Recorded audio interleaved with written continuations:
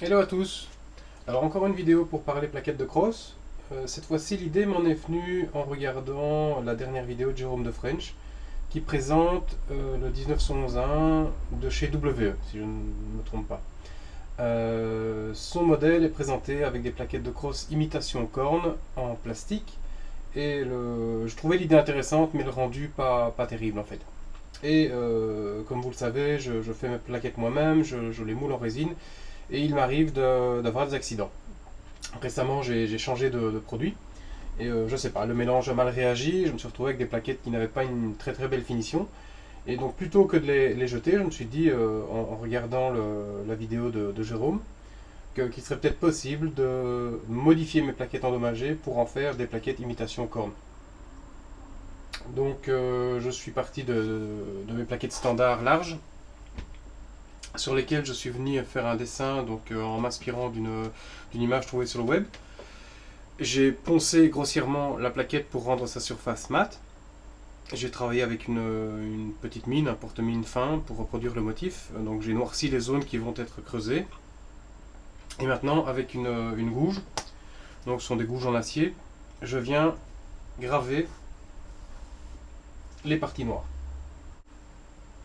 Il faut y aller vraiment tout doucement parce que la résine n'est pas vraiment un matériau qui est fait pour être gravé. Et donc on a vite fait de glisser et de provoquer un accident. Donc en fait j'y vais plutôt par petits copeaux. Ce qui au passage reproduit dans les creux la texture d'une corne. Donc ça peut paraître un travail fastidieux, mais en fait c'est assez rapide. Et moi je trouve ça plutôt amusant à faire. Je vais vous épargner la gravure complète. Donc je vais m'y prendre par étapes, je vais en finir une première et vous montrer le résultat. Donc ça c'est pour dégrossir, hein, cette gouge est la plus fine que j'ai pour le moment. Donc elle me permet de vraiment travailler les creux. Je ne sais pas si on va voir quelque chose ici. Et les parties particulièrement pointues.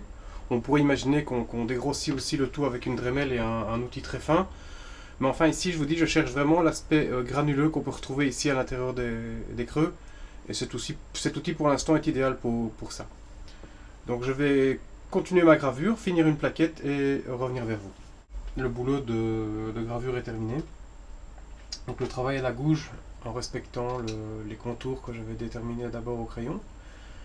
Je ne sais pas si on le verra bien ici avec les reflets. Donc le dégrossissage a été fait. Maintenant j'ai travaillé avec la Dremel avec un petit accessoire, donc une petite fraise à tête ronde pour nettoyer les parties creusées et enlever les traces trop évidentes de coups de gouge. Et donc maintenant l'étape suivante va être le polissage des surfaces lisses qui sera ensuite suivi d'un remplissage avec une couleur beige brun et d'un petit système de mouchetage qui permettra de créer une structure plus animale à l'intérieur. Et voilà, donc on en est là pour l'instant. Les plaquettes seront destinées à être montées donc sur un WE. Donc c'est un WE standard 1911 à 1. Celui-ci a la chance d'avoir les marquages en creux, ce qui apparemment n'est pas courant. Et donc voilà, comme ce sont mes plaquettes standards qui ont été moulées sur des plaquettes originales et que les WE sont aux cotes, voilà, ça se monte tout de suite sans problème. Donc je vais passer à la patine maintenant.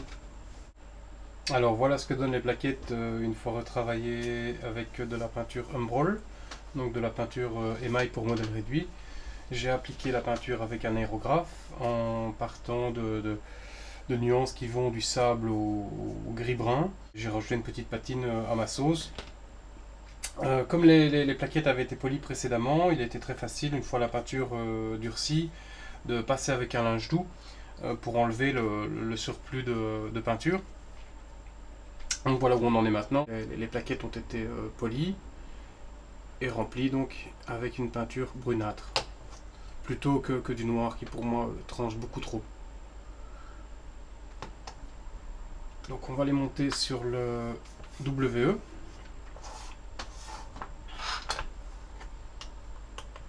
de suite voir ce que ça donne.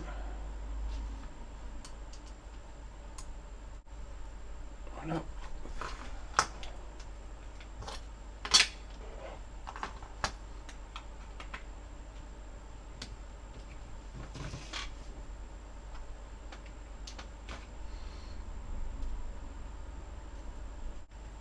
Et voilà.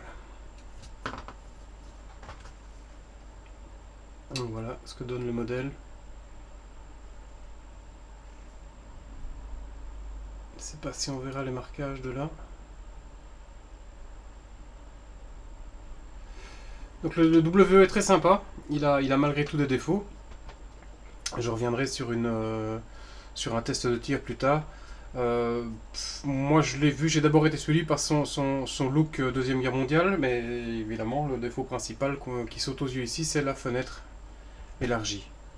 La fenêtre élargie qui n'a aucun rapport, donc ici, avec une fenêtre Deuxième Guerre mondiale. Donc du coup je me suis dit pourquoi pas le customiser, en faire autre chose, tant que je n'ai pas trouvé une solution pour cette fenêtre. Autre petit défaut, donc l'axe du marteau est simulé. Pour moi ça saute aux yeux, donc ça aussi c'est quelque chose qu'on pourrait corriger assez facilement. Quelque chose de plus difficile, c'est qu'ils ont élargi, ils ont créé un orifice là où il ne devrait pas y en avoir pour faciliter l'extraction de l'arrêtoir de culasse. Bon, c'est peut-être très pratique, mais en attendant de nouveau ça n'a rien à voir avec un modèle 1911 Deuxième Guerre mondiale qui n'est pas du tout comme ça. Donc pas de regret pour en faire quelque chose d'un petit peu moins conventionnel, en lui mettant des plaquettes imitation corne. C'est terminé pour ce modèle.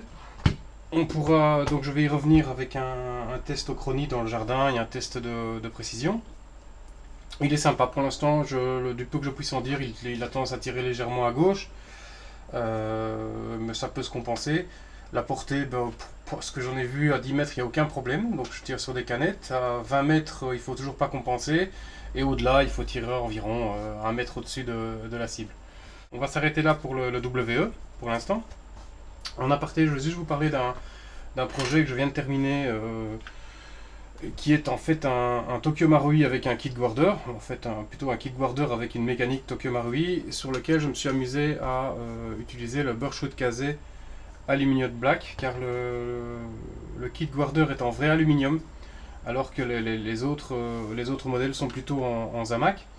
Et le Zamac ne réagit pas forcément toujours bien au Birchwood Casé, donc au bronzage à froid. Et on peut le voir ici, sur un kit guarder, donc il y a lui les marquages authentiques en creux bien marqués. Ça donne plutôt bien. Le bronzage est assez uniforme, il est assez solide pour l'instant. Je vais encore le laisser travailler un petit peu, je vais sans doute repasser quelques couches de Birchwood Casé. Mais pour l'instant, je dirais que je suis assez content du résultat. Le modèle vient d'un membre du forum FA qui avait ce projet puis qui a changé d'idée, donc qui a proposé de me le revendre. Je l'en remercie parce que je trouve vraiment que le modèle a un look hyper réaliste maintenant. Lui au moins il a sa petite fenêtre d'éjection, le poussoir pour l'arrêtoir de culasse est bien mis, les marquages sont complets, y compris le marquage Arsenal. Les axes sont de vrais axes. Je comptais faire une vidéo sur le bronzage, donc expliquer toute la technique pour arriver à ce résultat, cette profondeur. Je ne sais pas si on verra le bleuté ici, en plein soleil, c'est assez flagrant. Mais en fait c'est très difficile de faire une vidéo de bronzage parce que c'est une question de feeling et ça nécessite pas mal de réactivité. On ne doit pas le laisser agir le produit trop longtemps, et si je commence à tripatouiller ma caméra et chipoter, je brûle le métal en fait. Donc j'ai fait une petite review de ce modèle sur FA. Je vais placer le lien dans la description de cette vidéo, pour ceux que ça intéresse. Donc, kit guarder sur mécanique Marui, plutôt sympa. Quand on voit le résultat par rapport à un Inokatsu, qui est également en bronzé, mais qui est en acier bronzé. Donc à nouveau, je vais essayer de faire jouer les reflets ici. Et le kit Aluminium Guarder, je crois qu'on peut être assez content du résultat pour un budget très inférieur. Les plaquettes du WE sont noires, pas terribles, donc je les ai repeintes en brun pour imiter la bakélite. Le quadrillage est respecté, donc la densité du quadrillage est bonne. Et voilà, donc pour moi c'est un bon petit kit, c'est le premier kit que je faisais. Je verrai si j'en fais d'autres plus tard. En tout cas, si j'ai une occasion, en tout cas, comme ça, à ce prix-là, je le ferai sans doute encore.